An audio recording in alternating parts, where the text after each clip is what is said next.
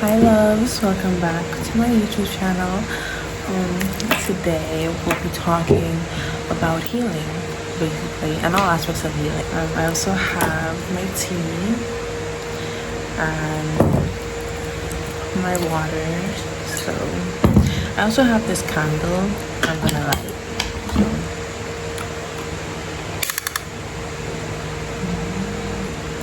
There are also these books that I have gotten recently that I've been, reading.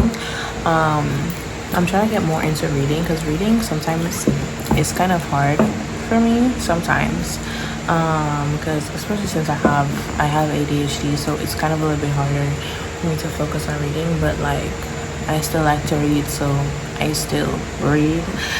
But recently, this book by Don Miguel Ruiz I finished. It's called The Circle of Fire, and I feel like it's a good book. I wouldn't recommend this book to everybody, but I would recommend it to certain people. I'll probably give it like a 7 out of 10. But I also got his new book that I know a lot of people have very good reviews about. This is called The Four Agreements. I really can't wait to read this book. I would really want to read this book, but right now I've been reading Chainsaw Man manga. So let me start off with how healing is not a choice, but healing is a lifestyle.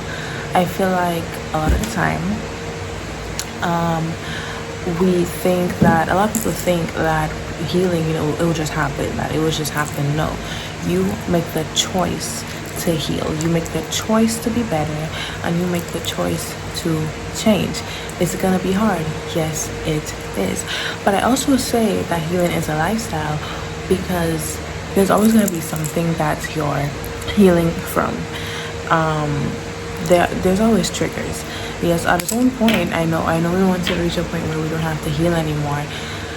But it's like there's always something that we will eventually have to heal from, whether that's from toxic friendships, toxic relationships, toxic family, toxic parents, toxic childhood, toxic high school experience. There's always something,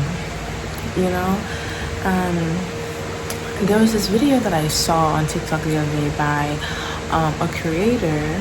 I'll put their name right there, but they was basically saying about, if you want to know if you're really healed by something, you'll have to crash out like 100 times or like a bunch of times.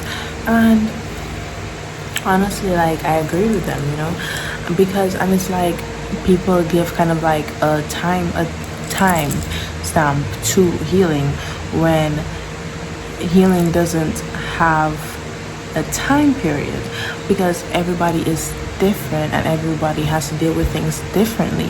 If you tell people to push aside how they feel and just move on and just detach, they're never gonna heal from that thing, because when it happens to them again in a different form, they're gonna be triggered again. That's why you have to just cash out many times until you really just actually heal.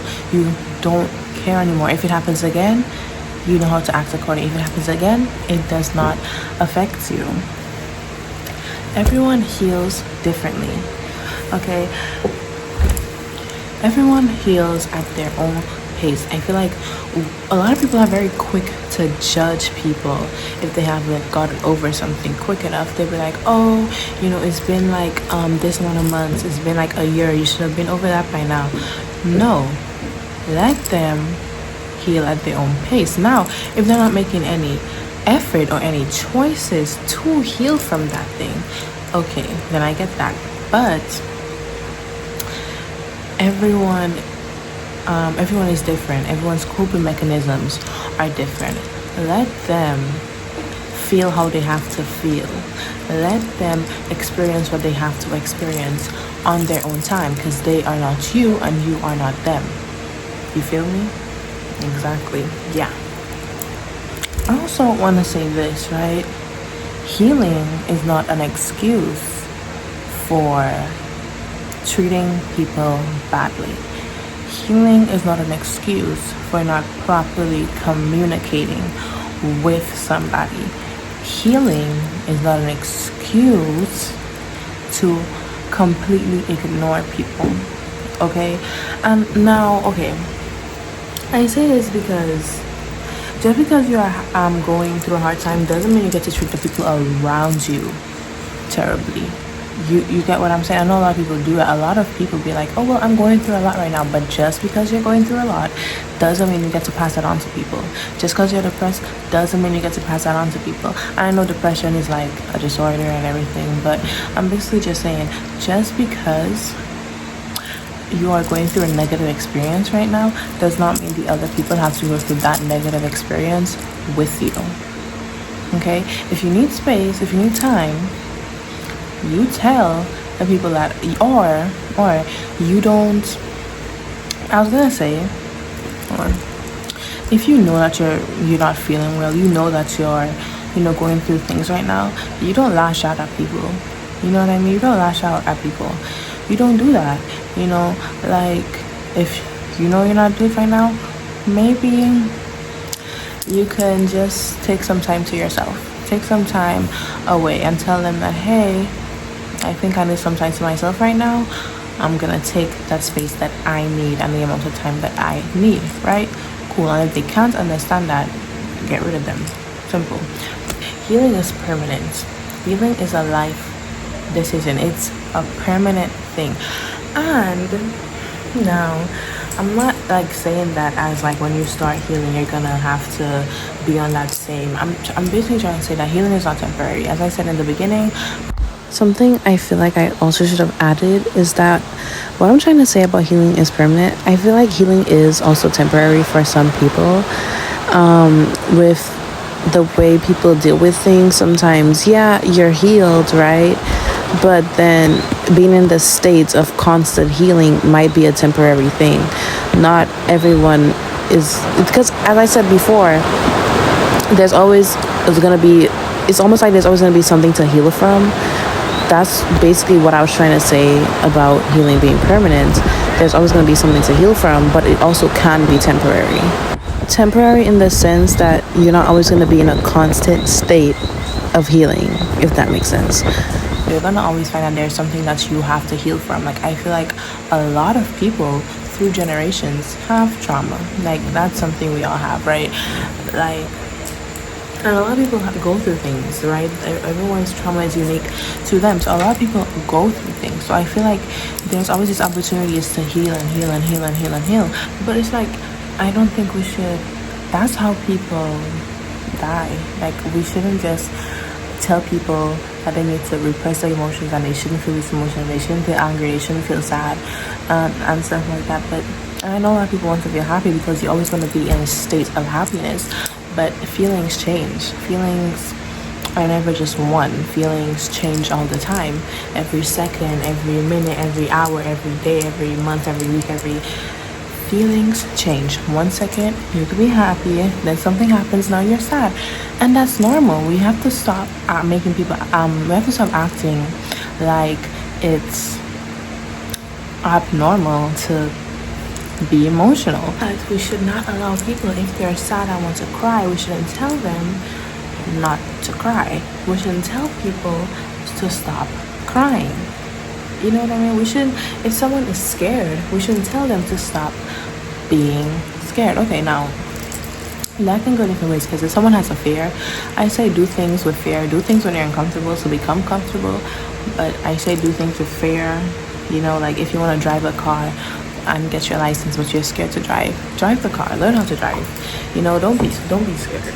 I know what I'm saying might maybe sound a bit contradictory, but basically I'm basically trying to say that, yeah, you should do things when you're scared. You should do things even if you have fear, but it's also not a bad thing to have fear. I was more thinking of, a situation that I guess kind of I could relate to, where it's like people will kind of judge you for acting scared or something like that, right? But I was basically just trying to say that that's normal. It's okay to be scared of things, but you should not let fear hold you back from doing things that you want to do. Basically, I'm saying don't do things when you're uncomfortable. Do things when you're scared. That's how you learn to stop that fear, But also, it's not a bad thing. You shouldn't beat yourself up for being scared, and you shouldn't allow people to judge you for being scared of something. And it is easier said than done. Like, oh, don't allow people to make you feel away. Well, people opinions are always going to sway your emotions, right? That is very much easier said than done. So, but yeah, I'm just trying to say that people's judgment, you shouldn't allow it to affect you, and it is a learning process. But yeah, so that's basically today's video. I wanted to say that healing is a choice. You make the choice to heal. Healing is a lifestyle, right? Healing is not temporary. No, it's not temporary. You don't just heal and then everything is okay. Things do happen, and then you're gonna get tested to see if you are healed.